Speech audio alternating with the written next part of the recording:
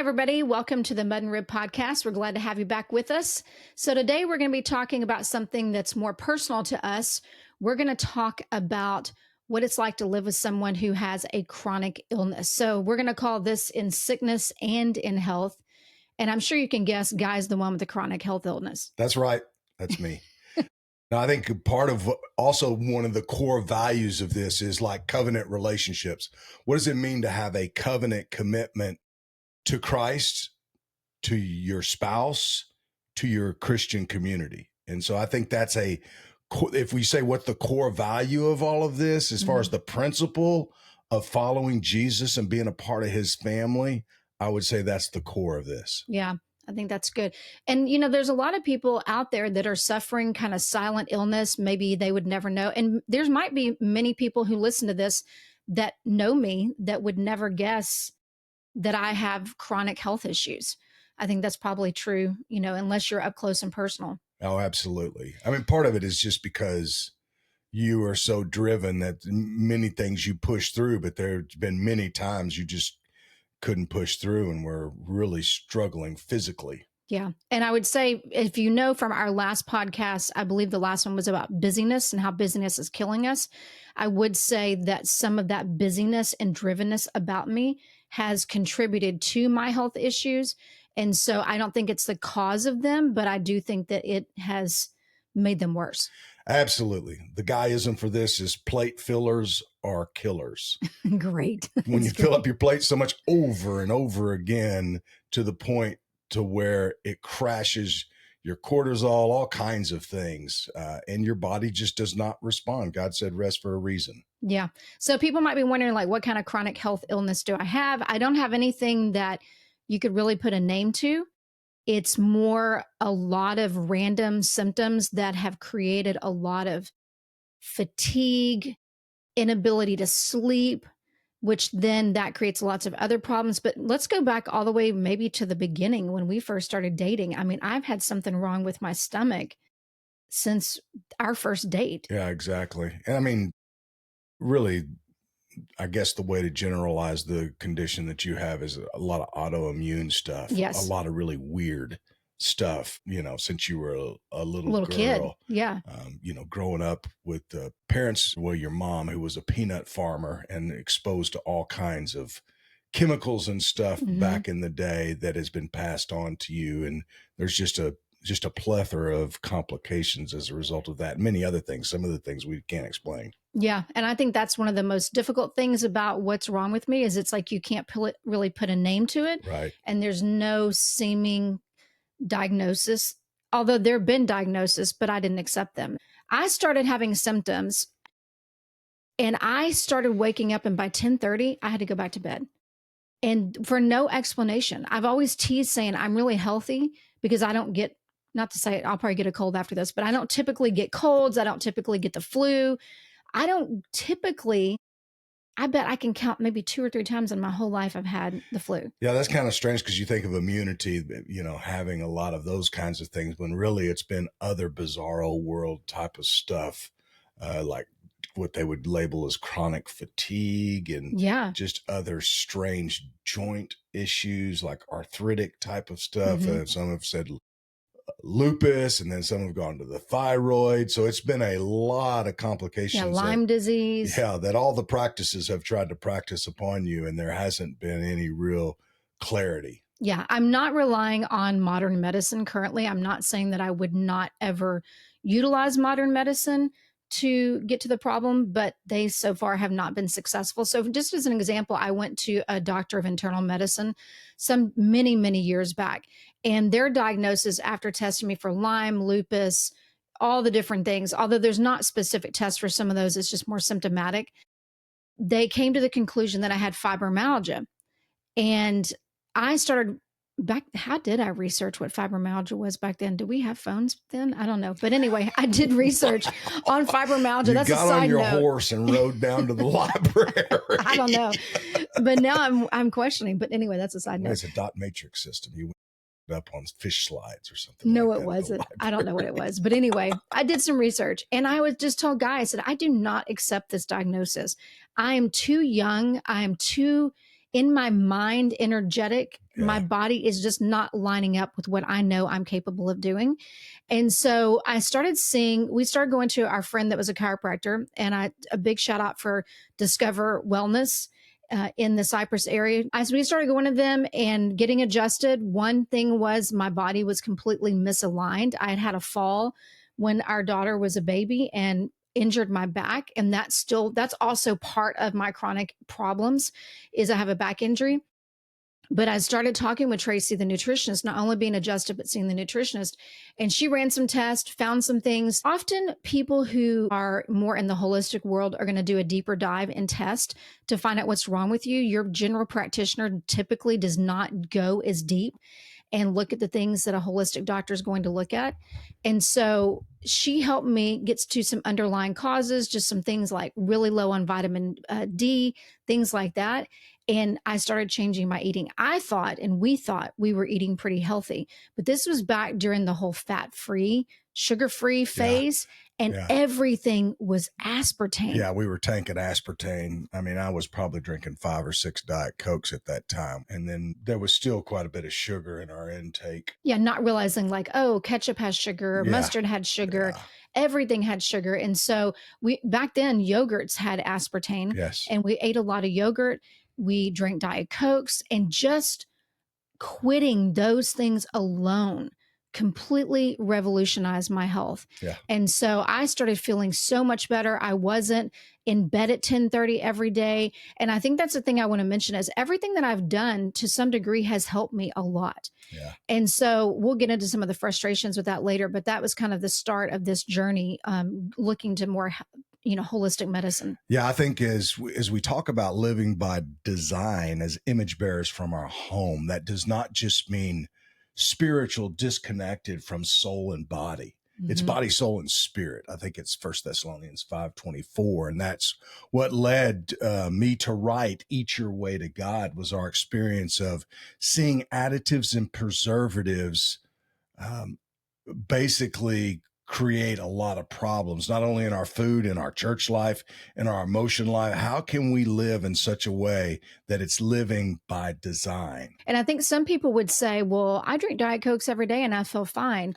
I And felt fine. yeah. And so Guy felt fine, but as we call it, my toxic tank was just small and I couldn't handle those types of things.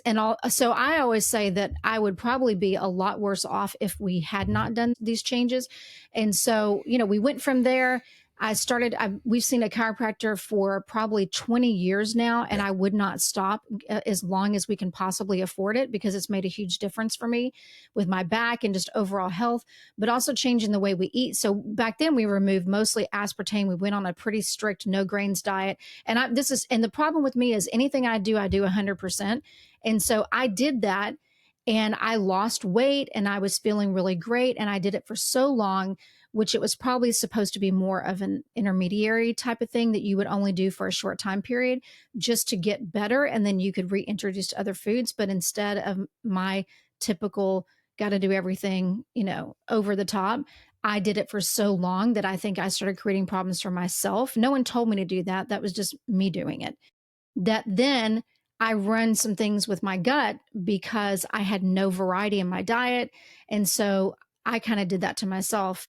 So now I don't have like the little fingers in your stomach or in your intestine that help move food. And so my stomach gets food kind of rotting in it, so to speak. And so it's just an endless saga of all these problems that cause me sometimes periods of just having to go to bed. Like I can't get up because I'm so fatigued. So, what do you think has been the hardest part for you being the person who's super healthy, you're fit, all the things? Well, I don't want to confess for every man, but I think in general, most men like to fix stuff Mm-hmm. and you can't fix that. And it's been super challenging and it's something that's out of your control. And that's a whole nother issue because you feel uncomfortable not being in control of stuff. But it's led me to really trust God at a deeper level, Mm-hmm. And so that's been a big part of this that's difficult, but all our difficulties are opportunities.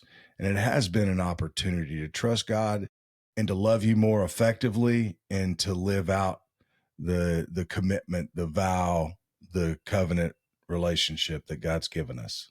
Yeah, I kind of get emotional thinking about the fact that you've just done so well at taking care of me, loving me, and not making me feel guilty or bad or I already deal with enough of that on my own to have you, if you were, made sarcastic comments or resented me for these things, then it would make it a lot harder for me to walk in acceptance and just my identity in this illness. Yeah, I appreciate that. I just feel like that we're in this together. And so one of the things that I felt like was important for me to serve you was to say, whatever nutrition we need to eat, I'm all in.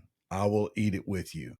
Whatever we need to do, I will do it with you, particularly those things that related to this whole idea of getting back to more living by design and food of God rather than food of man with, 50 chemicals and those kinds of things. I Mhm. know many of you on here believe that Chick-fil-A is God's chicken, and I would tell you that it's the devil's chicken because it's got about 50 to 70 of his ingredients in it. Which is so Chicken is just disappointing. chicken. If it was God's chicken, it'd just be chicken, one ingredient, maybe cooked in some decent, butter or oils that were more healthy for you. But it's got a bazillion additives and preservatives. So there You're you go. crushing people right That's now. my little rant on your God's chicken Not stuff. that we haven't eaten at Chick-fil-A, Oh so yeah, we every once in like a while I'll still Chick-fil-A. eat at it, but I'm just saying it's not God's chicken. God's chicken is just chicken. Yeah.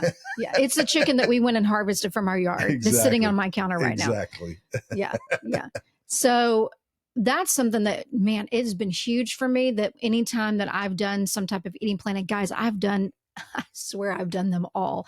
There's probably a few, I don't think I've done AIP, but I've done so many eating plans. And in themselves, for a season, they would help and they've made a difference. But there's just certain things that are just out of my control that I can't help. But you doing those things with me makes it so, oh my gosh, that speaks love to me more than anything because there's nothing like trying to cook food for your family, try to cook something different for yourself. And not only that, just the struggle that it is to do things that are really hard to do it alone is really challenging. Sure. Yeah. I mean, we're always better together, if you ask me. And part of that means making decisions that are not built upon selfishness. Now, I understand there's certain things that you just flat out don't like, or, the food makes you go, I get that. Right. But most of what we're eating, I mean, there's been very few things I'm like, I just can't stand that to not do it. But I'm sick of drinking chicken broth right now. Yeah. Well, but it's still good. Yes. I'm just sick of it. So maybe let's talk about expectations versus reality. Like, what are some of the things that maybe were expectations about our marriage that this chronic health problem has affected and reality is different? Yeah, I think we go into, we say vows like in sickness, and in health, I commit to you. Hoping and praying that you never have to. Yeah. And I think really the expectation is we don't really think about that. Will I make that kind of commitment, no matter what?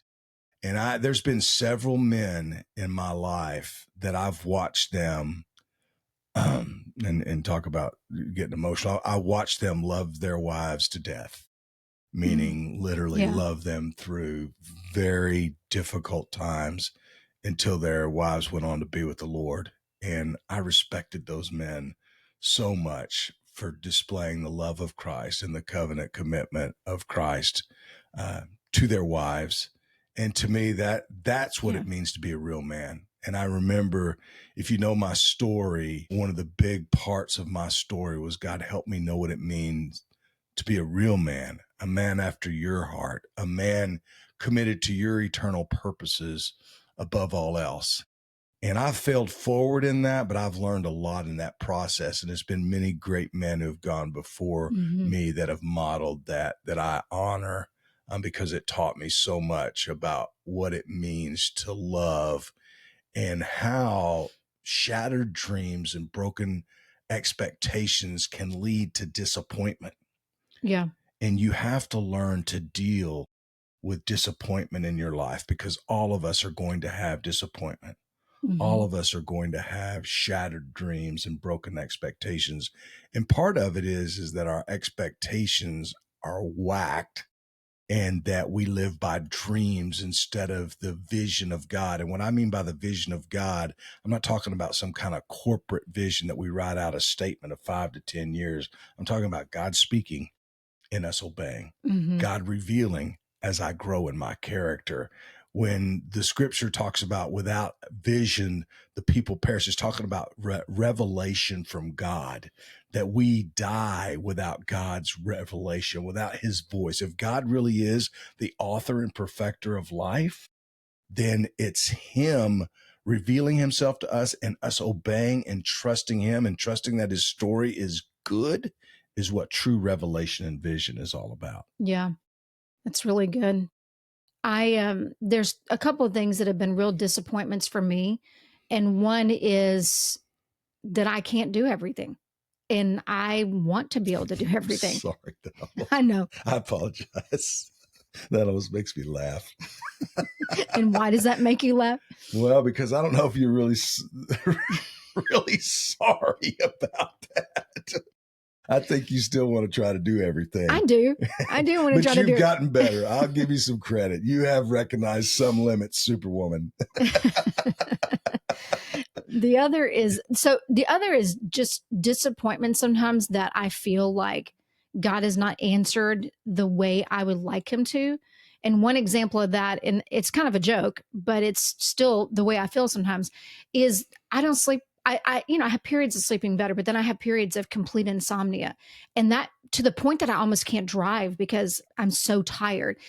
But I used to tell you, like, God says he gives his beloved rest, but I must not be his beloved because he is not giving me rest. Like, I'm not sleeping.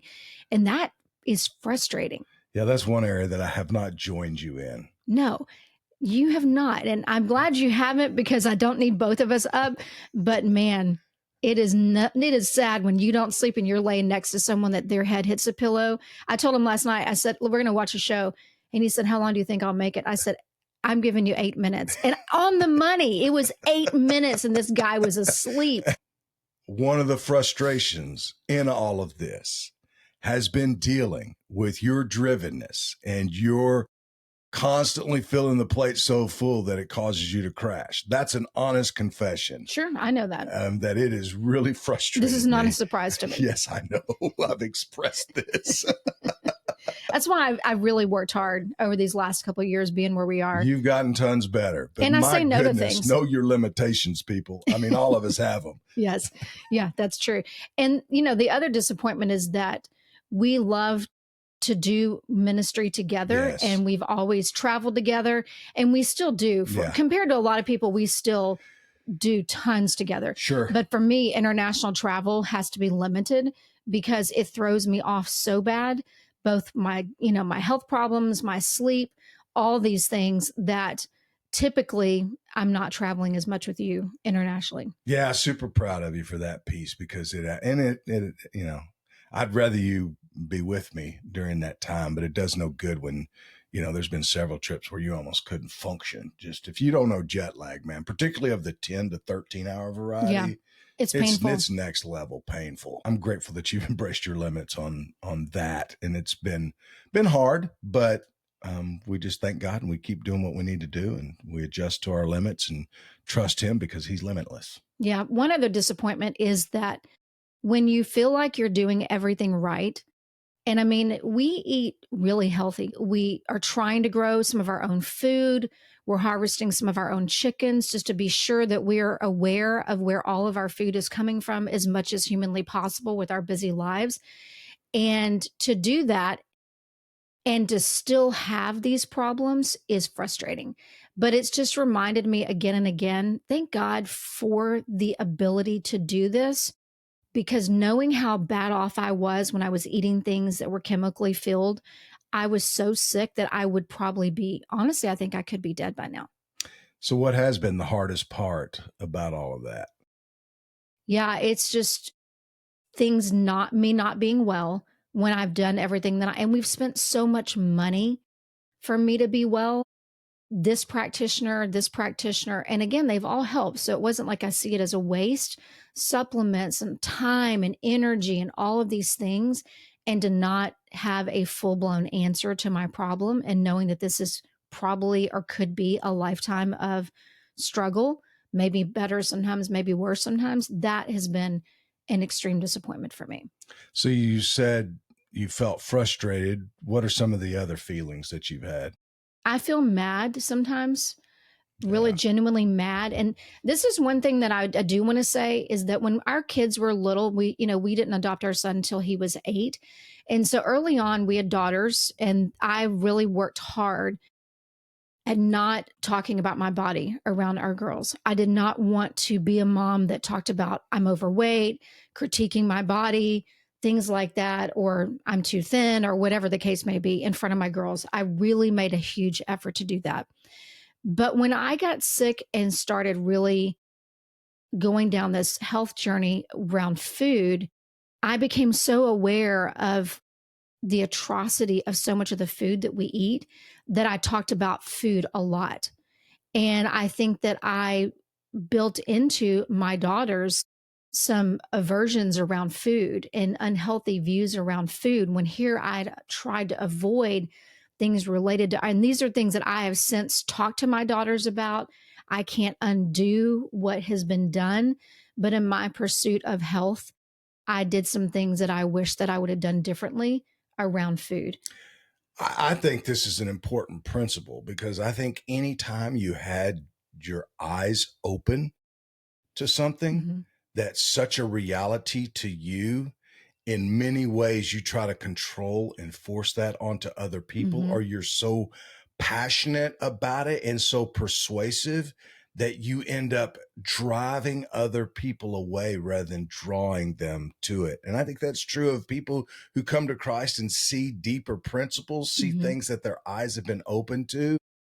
And there ought to be grace and truth in everything we do, that in such a way that we grow in that type of wisdom that people are drawn to us. Yeah. That's what Jesus did. Instead, we kind of drive people away with our truth and don't extend the grace that understands process, Mhm. that you need to accept people where they are and help move them towards where God wants them to be. And it's many, M-A-N-Y, many, M-I-N-I steps from where you are to God's revelation and vision. And so you help people in that process instead of immediately trying to expect them to be where maybe you are. Mhm. And I think that is a principle that applies to so many areas and really applies to what you just said, and how difficult it can be when you find something that is so healing for you and you want everyone to do it. Yeah. It's just like food. I mean, food and our relationship with Christ, that everything is permissible, but not everything is beneficial.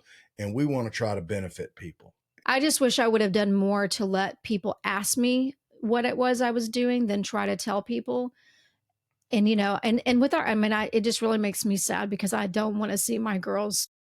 They're adults and they're responsible for themselves now. Every parent's going to mess up in some way. Sure. And my girls are gracious and good, and they've told me, "Mom, we forgive you, and we know it was not on purpose." And but I see things that they wrestle with, and that's hard. So that's one thing that if I could do things differently, I would. I appreciate your vulnerability in that and being willing to share that. And I know it's still raw, and just grateful for walking this journey with you. So let's talk about, okay, so you're going through this chronic issue. I'm really not. And so I'm not in your shoes. So help me and others. How can we empathize? How can we walk with you in these kind of chronic things? Do I need to just tell you that, man, if you just trusted Jesus, you would not struggle like this? No, I would punch you if you said What something like about that. you need to turn from your sin? It's that sin in your life that's Okay. created this. No, If you absolutely just not. got some healing and got around and believed that Jesus heals all things. People actually say stuff like this. So That's tell me, that's definitely a don't do. so tell me what to do. I mean, really, it's more around just empathizing. I'm sorry that you're not feeling good today. is there anything that I can do to help you? Not anything I can do to fix you, because in a lot of cases, we know people that are much more chronically ill than I am, and there is no fixing the problem. And we don't know that there's any fix to my problem. And so really you've done those things. You have been empathetic. You've not tried to force me to go places when I wasn't. You take my I can't do this as my word is true, because I don't use being sick as a Yeah. way to be Well, it's lazy. pretty easy with you because you overdo it and not underdo it. There's underdoers and there's overdoers. You're definitely an overdoer. Yeah, that's for sure. And just like you said before, I mean, you support me by eating what I eat. And even if you didn't do that, but just supporting me with, you never make me feel bad about the money we've spent on things, the fact that we buy pretty much all organic, grass fed, grass finished meats. Whatever we have to do financially, we've prioritized our food in our family, and everything from the chemicals we put on our bodies to the laundry detergent we use. And it's expensive to live like that. But for us and for me, because of my toxic tank and the things that I've been handed down from my family, I can't have those things. Right. And so just being supportive of those things at all cost has been huge. And so I think it also makes me feel good to know that you're taking care of yourself. We don't need both of us sick. And so you taking care of yourself, this is one of the things people do. I will tell you, this is something people do because I have a back injury. I can't tell you how many trainers have tried to tell me, oh, I know what I need to do for you to help you work through and get fit and not hurt your back. And I'm not lying. Every single one has hurt my back Yeah. with whatever they've done. I know my limitations. And the fact that you believe me about that, and you don't try to, because you are an athlete and you are always working out, you don't try to push me to do things that I can't do. You've accepted me the way that I am, and not, I would love to be more fit physically, but I know that a lot of those things make me worse. I mean, with some autoimmune disorders, you also have a reaction to heavy, like Yeah. extensive working Yeah. out. And so, which sounds like a cop out, but you've never made me feel like that you think that's the case. I appreciate that. And I think that again, we live in a broken world and Jesus has restored us, but there's still a part that he hadn't completely restored us. Yeah. There's still a day there will be a transformed new heaven, new earth. And we're not at that place. Philippians 3:21 promises a brand new body.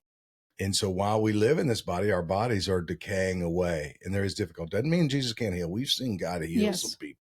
And we've believed that for you. And we have friends who right now are suffering through all kinds of chronic things that walk with God. Yes. And so I think above all else, we have got to love and hold to the truth and the principles of the kingdom, to place our king in control and know there's coming a better day, but also the kingdom and eternal life starts now, Yeah. and that he is enough to help us through whatever difficulty that we are walking through. He is enough. And in this world, you will suffer. Yes. And that's a big part of it, is to embrace our limitations, to embrace suffering, and to know that Jesus is enough and that he is with us no matter how difficult it can be. I think one of the things that I hope people can leave here with is there's a couple. We used to, you go to the store, you see somebody's kid freaking out, and everybody has a tendency to think, oh, that parent just needs to do X. That child needs a whooping. A whooping in our day. That's what they would think. Now, if you whip your kids in public, you might go to jail. Exactly. But we have a granddaughter who has something that is not visible to other people and can be perceived as a disciplinary issue, when in fact it's not, because we've witnessed it. We know firsthand that it is not a discipline issue. Our daughter's an amazing mother and she's amazing parents, but behind the scenes, we know that there's something wrong with her that is a challenge. When people see me, they don't necessarily think something's wrong with me, but we know, because we live with it, that there is. And the point of this is that we never know what people, I know you hear this all the time, But if you know me, maybe this will help you be a little more gracious to other people, that you never know what people are dealing with behind the scenes that maybe isn't visible. There are a lot of silent things that people struggle with that we need to extend grace around the things that are happening outwardly that maybe that we don't understand what's going on the inside. Absolutely. And I think we oversimplify things and think of quick fixes way too much Mm-hmm. and don't understand process, don't really empathize with people, and are not real good at walking a mile in someone else's shoes. Yeah. The other thing I was thinking about earlier that you asked me what people can do is I personally, I can only speak for me, but I do not want to be coddled. I don't want people feeling sorry for me. Those things would make me worse, Yeah. honestly. I just want people to be aware and do what they can do to help me when I need help. But I don't want to be pitting and I don't want people feeling sorry for me or coddling me. That would make me crazy. Right. That Yeah. may not be the case for everybody. Right. I get that.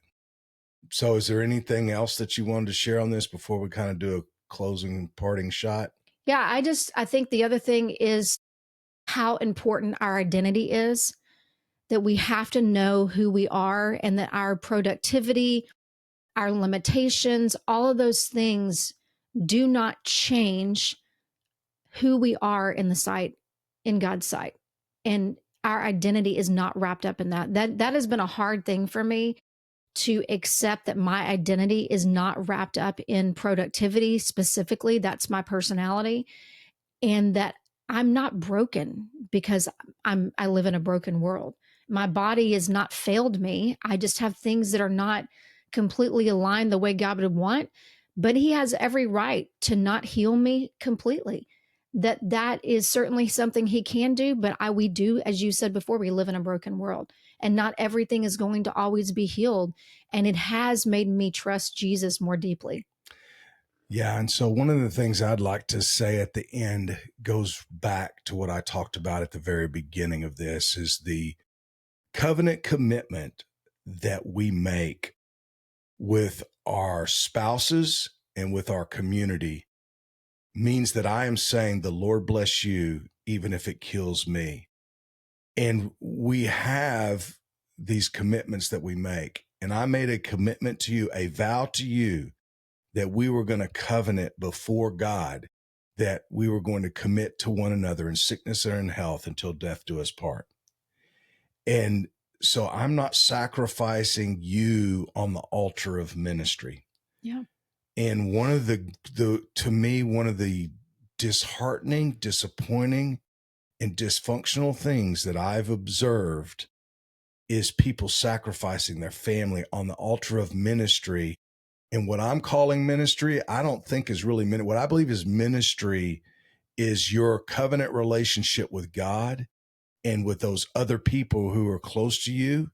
And through that, the gospel flows, disciple making flows, because if you and I don't work as image bearers from our home, I don't believe that the image that, Ephesians 5 is fulfilled, where it says that you and I are an example of Christ's love for the church, and that the church should function this way, the way that you and I function. And so when we think that our church activities and our nonprofit activities are more important than our wife and children, we are a bad model. And you have covenanted with that wife and with those children and with your community. But some of us don't even have covenant relationships with our community. What we do is we have a place that we go to that provides religious goods and services for us at the cost of those who are leading it. And the people that are leading it are willing to sacrifice everything to make that organization big. And one of the next things I want us to talk about in the future is this whole idea that comes from the prophetic voice of the Old Testament, that we are city builders rather than kingdom builders. And city builders sacrifices people on the altar of ministry. And we say things like what came out in the Mars Hill documentary, that you either get on the bus or the bus runs over you. Basically saying this city is going to go forward, and we will sacrifice and leave people dead in the wake of it to commit to this organization, to this Mhm. so-called ministry, this church being big and growing. That's city building. And we'll talk a lot more in detail about these type of urges and impulses that sacrifices people and that sacrifices connecting with God and with others. Nobody would know better than I all the things that you have said no to in order to prioritize your family. And for that, I am super grateful that that you've made a priority of doing that. And so, and you just mentioned community. I meet with a group of women on Thursdays, every other Thursday, and they have listened to me for years talk about my health. And sometimes I really try not to talk about it unless it's really a problem, but they've graciously listened to me and been a place. I remember a season of not being able to sleep for so long that I was desperate and text every woman that I knew to pray for me because I had just come to the end of my rope. And the women that just immediately called me, prayed on the phone with me, and just really supported. I just felt loved and cared for. We have to have community in this. We can't live in isolation. And that is a temptation when people are sick, is to live in isolation because we think we're a burden. We think that what I will tell you is that we are more of a burden when we think we're a burden than, does that make sense? Yes, I I mean, think so.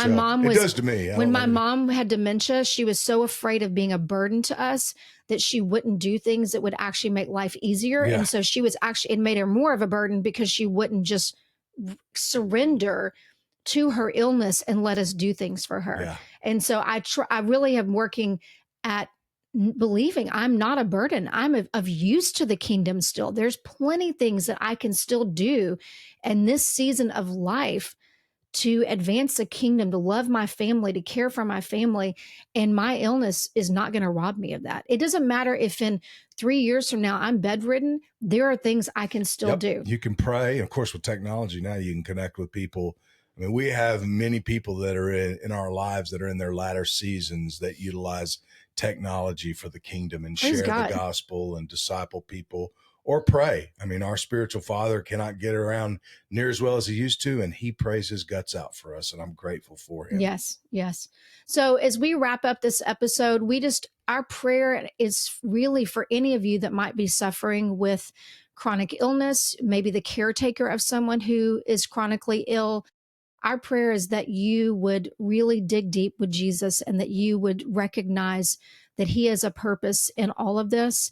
He wants us to model how amazing he is and what he sacrificed for us to others. And we can do that through this type of illness, through chronic illness and pain and suffering, whatever that might be. Maybe it's mental illness, maybe it's physical illness, maybe it's alcoholism or other things that you might be carrying the weight in your family. Know that God is with you and that your identity is not wrapped up in these things. Yeah, I know that a lot of us, we have expectations, we have dreams and visions that just haven't gone the way that we thought they should or would. And I just want to remind you that Jesus is enough. God is sovereign even over our circumstances. And just cry out to him and trust him that he is the way, he is the truth, he is the life, and he is good and worth trusting in our stories, no matter the backdrop of pain, suffering, and difficulty. Yeah. Thank you for joining us. Thank you for letting us be honest just about this struggle and about something so deeply personal. But we're grateful for you to have you as our audience. And until next time. God bless you.